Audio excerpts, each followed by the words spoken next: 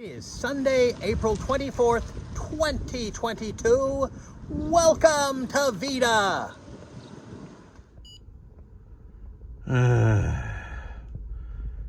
Going down at least? Forget. Now, another one of my childhood special interests was Popeye.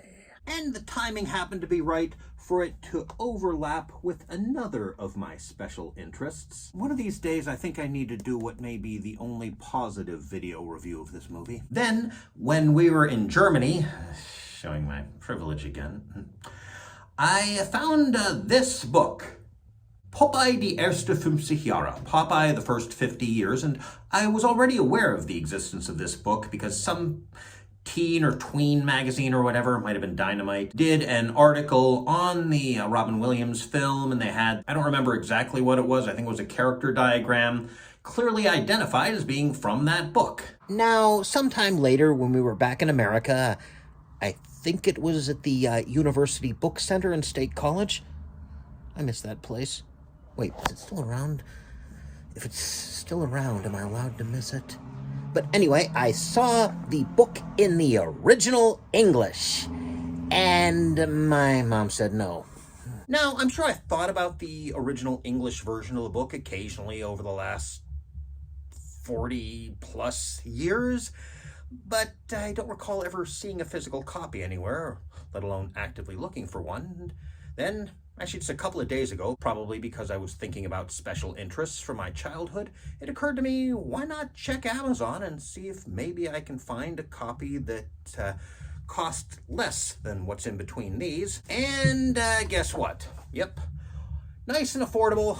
So I thought it'd be interesting to do a comparison between this and the German translation. So I went to my parents' attic, and I couldn't find a copy, nor could I find my Corgi Bat vehicles. It's possible they're up in a box there somewhere, just somewhere I haven't looked. Or in the case of the book, considering it was falling apart, it's not unlikely that it got thrown away. In the case of the Corgi vehicles, they could have either gotten thrown away or donated to a garage sale or whatever. Still, I can show you one thing. Here in the original English version, German is not one of the languages. Also, now I see why most manga are machine-lettered. What the heck is this? Or maybe it's in a box that's in my house and still isn't unpacked. I'm not even sure how long I've been living in here now, but I do still have some unpacked boxes, but how do I put this? When I first moved here, my mom helped me unpack without me asking her to in some cases, which is, I mean, look at this. Look, we got books behind books. Why would I want to put a book behind a book? How would I find it, especially if I'm not the one who put it there? I mean, look, she put the Garfield books here. Are these even in the right order? Okay, I'm going to have to check. Okay, looks like they are to some extent. This last one is the 5th book, and not sure about the blue one. That is the 20th book, so yeah, okay. I'll take back what I said. Sorry, Mom. Well, I'll take that part back anyway. She wanted me to put my books in here. And got another one over here, where she also wanted me to put my books in. Yeah. These are display cabinets. They're not for storing books. They're for storing things that I want to have displayed, but don't want to have to dust quite as often, although I don't know how long it's been since I dusted in either one of these.